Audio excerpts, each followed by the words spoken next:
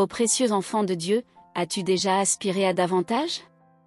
Je parle ici d'un véritable désir, pas pour des bénédictions, ni pour des réponses à la prière, pas même pour une guérison, mais pour lui. Il existe un lieu, oui, un lieu bien réel où ton âme peut trouver le repos en paix, même lorsque les tempêtes font rage autour de toi. Un lieu où ton cœur peut brûler d'un feu sacré, non seulement le dimanche matin, mais aussi le lundi, le mardi, chaque jour où tu respires. Ce lieu, c'est la présence du Dieu vivant.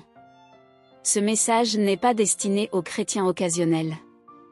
Non, il s'adresse à celui ou celle qui ressent cette douleur sainte, ce vide sacré, cette soif brûlante de plus de lui. Tu as chanté les cantiques, mais ton esprit crie, il doit y avoir plus. Tu as entendu parler de lui, mais à présent, tu veux le connaître. Pas le visiter, mais demeurer, rester, t'abandonner entièrement à lui. Ô bien-aimé, ce message est pour toi. Tu as été créé pour habiter dans sa présence, pas de temps en temps, pas une seule fois dans une vie, mais chaque jour, continuellement, intimement. Et voici pourquoi tu dois écouter jusqu'au bout, parce que l'ennemi de ton âme fera tout, absolument tout, pour t'en empêcher. Il te distraira par l'agitation, t'endormira avec le divertissement, t'anesthésiera avec la routine religieuse.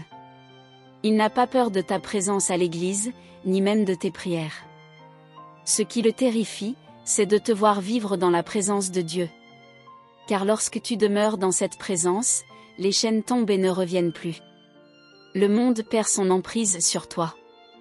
La peur devient étrangère. Et ce qui te séduisait autrefois, perd soudain toute saveur. Tu es transformé, et tu le sais. Tu ne vis plus selon la chair, mais selon l'esprit. Alors tu te demandes, mais comment vivre chaque jour dans cette présence? Écoute attentivement, car ce qui suit est sacré. Tout commence par l'abandon. Pas un simple abandon en parole, mais celui qui se fait avec des larmes, sur l'oreiller, quand personne ne te voit. Un cri jaillissant des profondeurs de ton âme, Seigneur, prends tout. Tout ce qui m'éloigne de toi. Ensuite, invite le Saint-Esprit. Il n'est pas une doctrine, ni une puissance impersonnelle. Il est la présence. Trop souvent, nous parlons de lui sans le connaître. Mais quand tu l'invites, non pour ce qu'il peut faire, mais pour qui il est. Il vient. Et quand il vient, tout change. Puis, apprends à être calme. Pas un vide mental, pas un silence artificiel, mais une quiétude de l'âme. Dans ce calme, sa voix devient claire, ses murmures plus forts que le vacarme du monde. Ensuite, remplis ta vie d'adoration.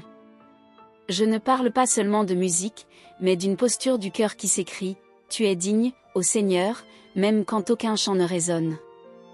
L'adoration n'est pas simplement une action, c'est un lieu depuis lequel tu vis. Garde aussi ta pureté. Dieu ne demeure pas là où il n'est pas honoré. Si tu veux porter sa présence, tu dois vivre mis à part. Ce n'est pas du légalisme, c'est de l'amour. Il est saint. Et quand tu l'aimes, tu désires vivre selon sa sainteté. Enfin, n'éteins jamais le feu. Alimente-le. Protège-le.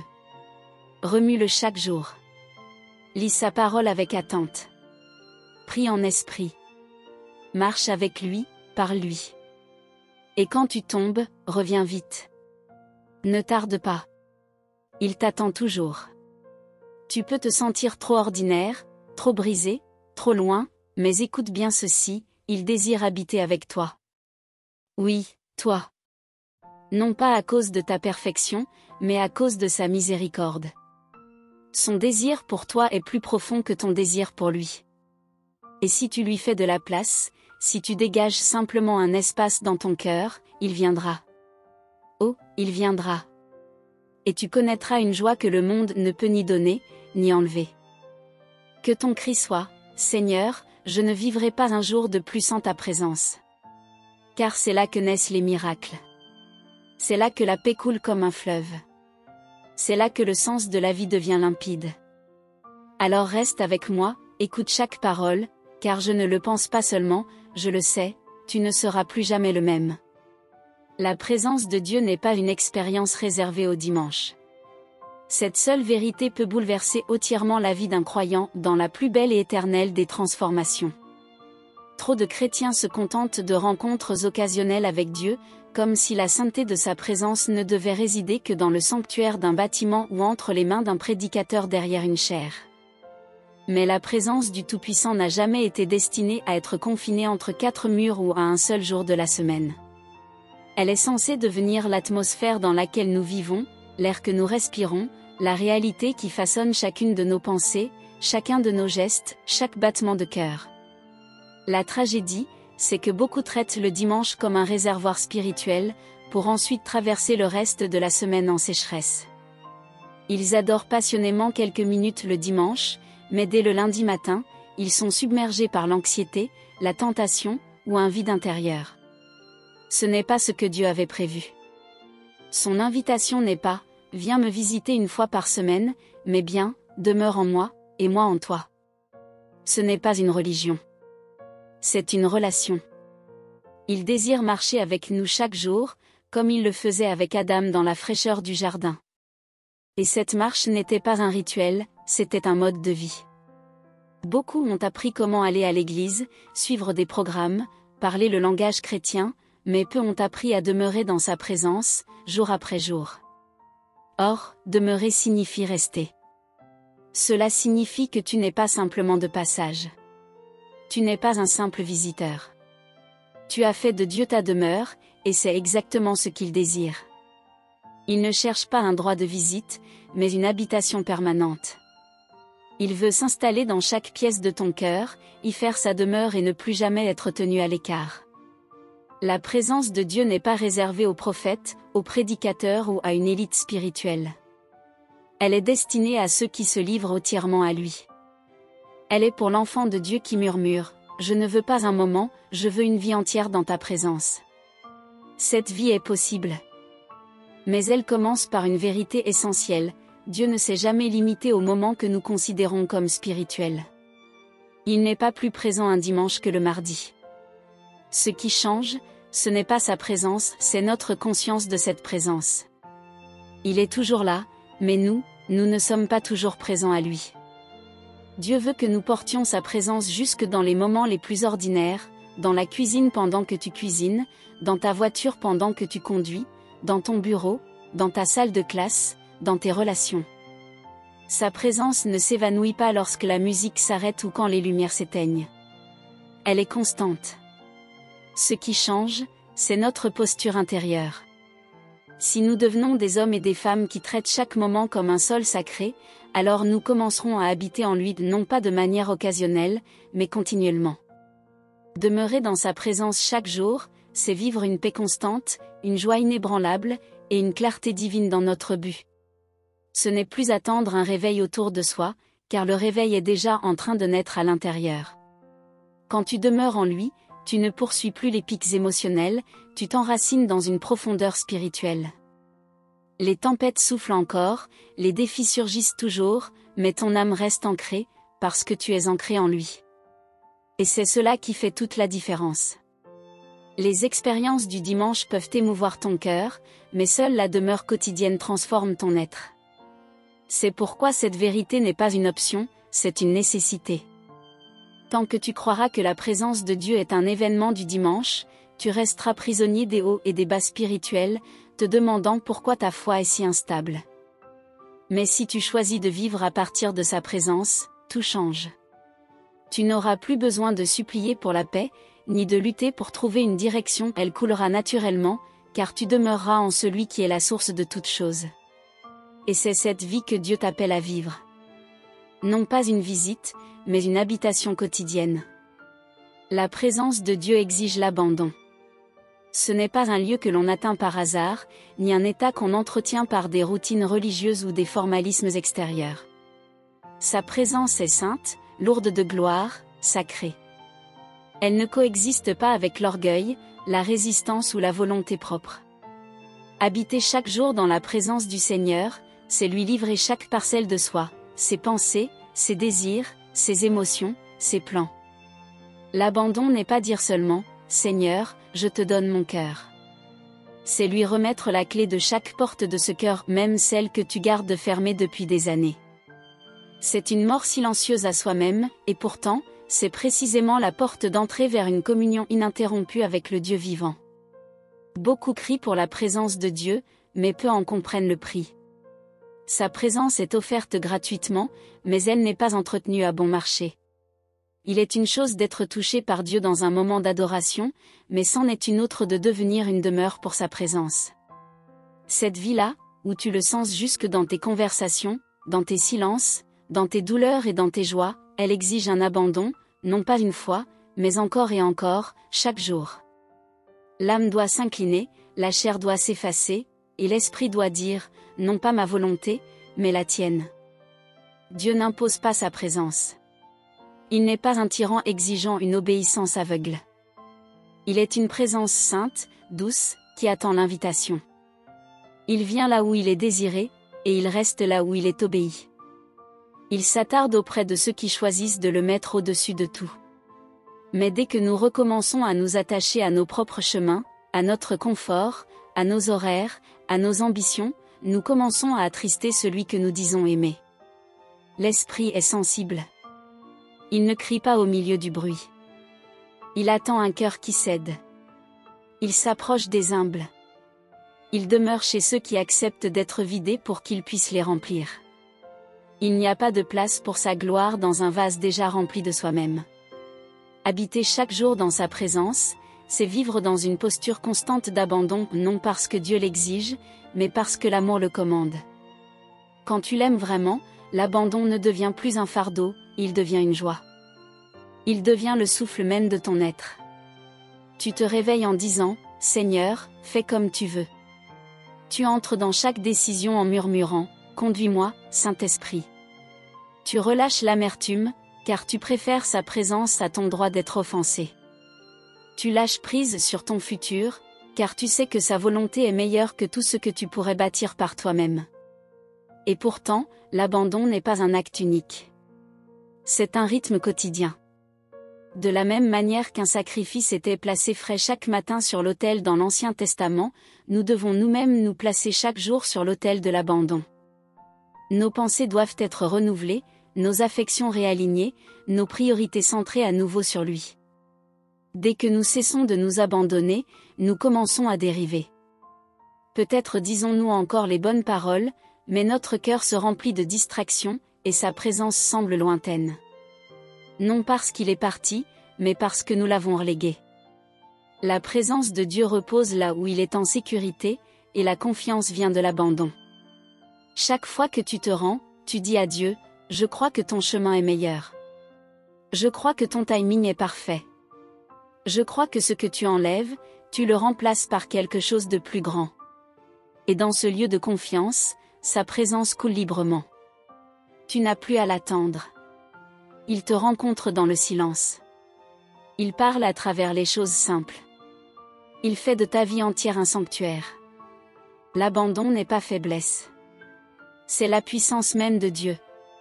C'est cet échange divin où tu déposes ta fragilité pour revêtir sa force. Es-tu prêt à renoncer au contrôle pour gagner la communion? Si tu désires vraiment habiter dans sa présence chaque jour, commence par t'abandonner, et reste dans ce lieu. Car là, tu découvriras que la proximité de Dieu n'est pas une rencontre passagère, mais une demeure permanente. Le Saint-Esprit est la présence vivante de Dieu. Il n'est pas une force abstraite, ni une influence lointaine, et certainement pas une simple doctrine à étudier intellectuellement. Il est Dieu lui-même, vivant en nous, rendant la présence du Tout-Puissant tangible et réelle.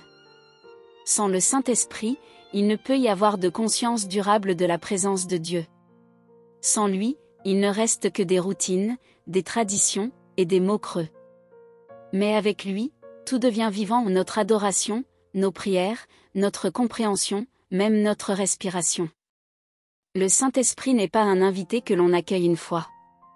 Il est le Dieu intérieur, donné pour habiter avec nous à jamais. Le connaître, c'est connaître personnellement, intimement et continuellement la présence de Dieu. Beaucoup ont vécu leur vie chrétienne en connaissant des choses sur Dieu, sans jamais marcher avec lui. Ils croient en lui, chantent pour lui, mais ne savent pas ce que signifie être conduit par lui, ressentir sa proximité au quotidien. Voilà le rôle du Saint-Esprit, il a été envoyé par le Père, non seulement pour nous donner de la puissance dans le service, mais pour apporter la présence de Jésus dans nos vies de manière profondément personnelle. Il rend Dieu proche. Il rend Dieu réel.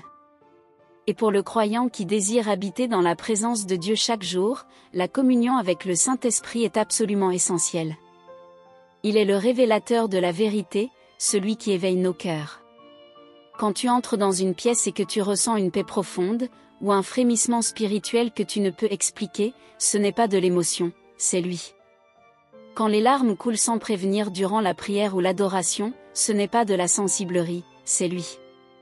Quand soudain, tu as une clarté, une conviction, ou un courage que tu n'avais pas un instant plus tôt, ce n'est pas une coïncidence, c'est lui. Il murmure quand le monde crie. Il console quand personne ne comprend. Il convainc, non pour condamner, mais pour corriger et t'attirer à lui. Et pourtant, il est doux. Il ne fait pas irruption dans nos vies. Il ne force rien. Il vient là où il est désiré, il parle là où il est écouté, il demeure là où il est honoré. Si tu le traites comme un accessoire, tu ne connaîtras jamais toute sa plénitude. Mais si tu l'honores, si tu le places en priorité, si tu l'écoutes, tu commenceras à vivre dans la présence de Dieu d'une manière qui transformera absolument tout. Ton temps seul deviendra sacré. Ton travail deviendra adoration. Tes pas seront guidés par une main invisible. Tu commenceras à entendre sa voix, pas toujours de manière audible, mais avec clarté, dans les profondeurs de ton âme. Demeurer chaque jour dans la présence de Dieu, c'est marcher main dans la main avec le Saint-Esprit. C'est lui parler non seulement dans les moments de crise, mais aussi dans le silence. C'est lui demander, qu'est-ce qui te blesse? Qu'est-ce qui te réjouit? C'est cultiver une amitié plus précieuse que l'or, plus satisfaisante que tout ce que ce monde peut offrir. Il est celui qui nous enseigne à prier quand les mots nous manquent. Il intercède à travers nous avec des gémissements trop profonds pour être exprimés en langage humain. Il donne la vie à notre esprit et transforme notre caractère à l'image du Christ. Beaucoup recherchent les dons de l'esprit, mais oublient le donateur. Ils veulent la puissance, la guérison, la prophétie, mais ne s'arrêtent pas dans sa présence. Pourtant, quand tu connais véritablement le Saint-Esprit, tu ne cours plus après les dons, tu le poursuis lui. Et en le poursuivant, tout le reste découle, la puissance, la sagesse, la joie, l'intimité avec le Père. Il est le battement de cœur de la vie chrétienne, le souffle du ciel dans tes poumons. Demeurer quotidiennement dans la présence de Dieu n'est pas une idée mystique ou un objectif inatteignable. C'est entièrement possible, mais seulement par le Saint-Esprit. Invite-le. Parle-lui. Abandonne-toi à lui. Et le Dieu que tu recherches ne sera pas lointain. Il sera proche, habitant avec toi, te guidant, t'aimant à chaque instant de ta journée. Le calme et la sensibilité sont des portes d'entrée dans la présence de Dieu. Dans un monde saturé de bruit, de vitesse et de distraction, l'âme oublie souvent comment se taire. Mais le calme n'est pas l'absence d'activité, c'est l'apaisement de l'homme intérieur, le silence de l'âme pour que l'esprit puisse parler. C'est dans le silence que la voix de Dieu se fait la plus claire, non parce qu'il est distant, mais parce qu'il parle à voix basse, et les murmures exigent la proximité. Le calme n'est pas passif, il est intentionnel. C'est une pause sacrée qui laisse la place au ciel d'entrer dans la terre de notre cœur.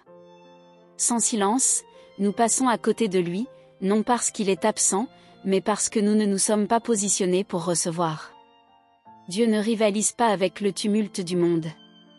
Il ne crie pas par-dessus nos distractions. Il attend simplement que nous ralentissions assez pour le reconnaître. Nous ne pouvons pas demeurer dans sa présence si nous passons nos journées à courir, saturés de bruit, d'encombrement et d'agitation constante. L'âme a besoin de silence, pas seulement à l'extérieur, mais aussi à l'intérieur. C'est dans ce calme que le cœur devient sensible à ses mouvements. La sensibilité est le fruit du silence. Elle est cette conscience que Dieu est proche, et cette attention à réagir quand il touche ton cœur. Beaucoup disent, je n'entends pas Dieu. Mais la vérité, c'est qu'il ne s'arrête presque jamais pour écouter. Sa présence n'est pas insaisissable, elle est disponible. Mais elle demande une sensibilité qui ne naît que dans le sol du silence. Le Saint-Esprit est doux, facilement attristé, et profondément sensible. Si ta vie est pleine de peur, d'anxiété ou d'activités incessantes, tu auras du mal à percevoir sa proximité. Mais lorsque tu ralentis et lui fais de la place, il se révèle de manière à inonder ton âme de paix et de clarté. Cela peut être un murmure dans la prière, une conviction soudaine, un profond sentiment de révérence. Mais tu sauras que c'est lui, car tout en toi deviendra calme, paisible, conscient de quelque chose de saint. Dieu ne se manifeste pas toujours dans le spectaculaire. Il vient souvent dans la discrétion. Le problème, c'est que nous avons appris à attendre la foudre et le tonnerre, alors qu'il passe dans une brise légère.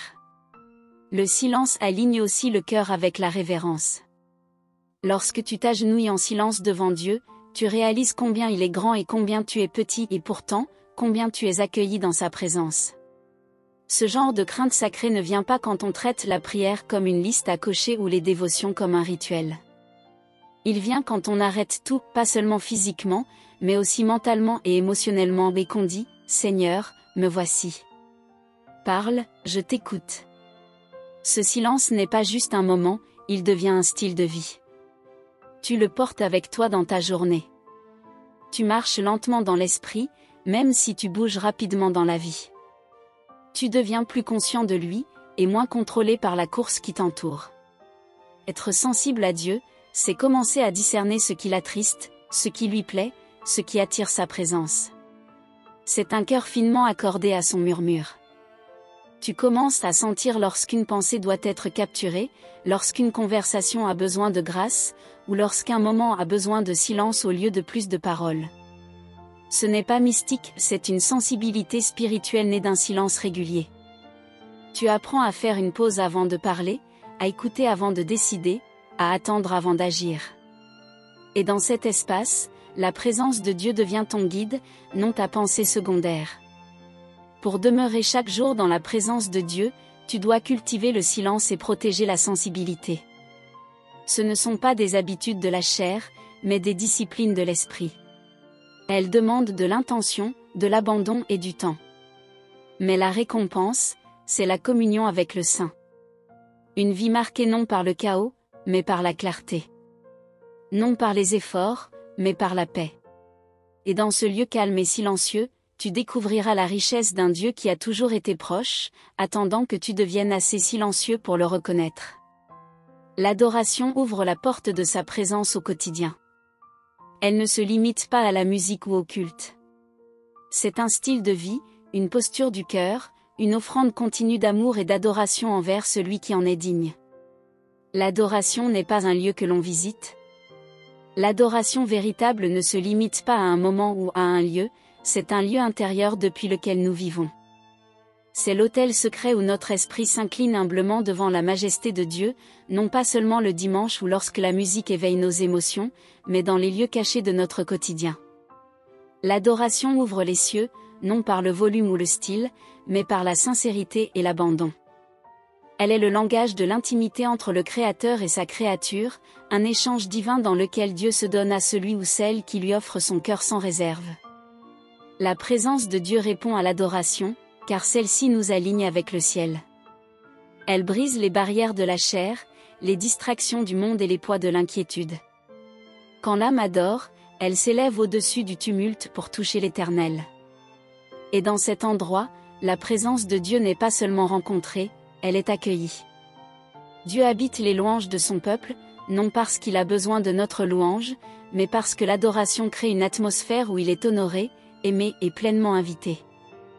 Lorsque nous adorons en esprit et en vérité, nous ne chantons pas seulement, nous construisons un trône dans notre cœur pour que Dieu y réside.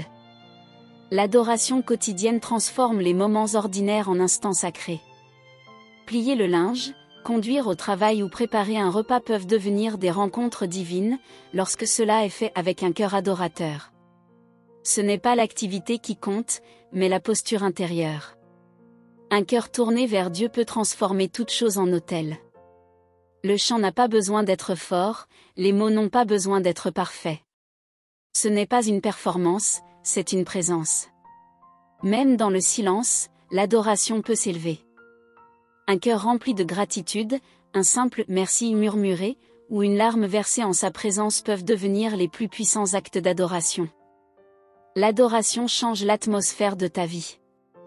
Lorsque tu vis dans l'adoration, la peur perd son emprise, la lourdeur s'envole, et la confusion se dissipe. L'adoration te rappelle qui est Dieu, et ce faisant, elle te rappelle qui tu es en lui. Elle recentre ton regard, passant des problèmes au résolveur, du manque au pourvoyeur, du chagrin au Dieu de toute consolation. Dans l'adoration, ton esprit commence à s'élever, même si tes circonstances ne changent pas. Pourquoi? Parce que tu es entré dans un autre royaume, celui de sa présence, où la paix coule comme un fleuve et où la joie devient ta force. Mais l'adoration purifie aussi. Elle révèle ce que nous valorisons vraiment, elle confronte l'orgueil, elle fait fondre la dureté du cœur, et elle consume l'apathie. On ne peut pas adorer véritablement et rester inchangé. Le feu de l'adoration consume tout ce qui est faux, superficiel ou centré sur soi. Il met en lumière les idoles, confronte les distractions et t'amène à cette prière. Seigneur, toi seul es digne. Non pas ma volonté, ni mes voies, mais les tiennes. C'est là que la présence de Dieu descend, non pas dans la perfection, mais dans la pureté et la vérité. Si tu veux demeurer chaque jour dans la présence de Dieu, deviens un adorateur. Pas seulement de nom, mais en vérité. Que tes premières pensées au réveil soient des louanges. Que ton cœur chante, même lorsque ta bouche se tait. Que tes actions révèlent de l'honneur pour lui dans tout ce que tu fais.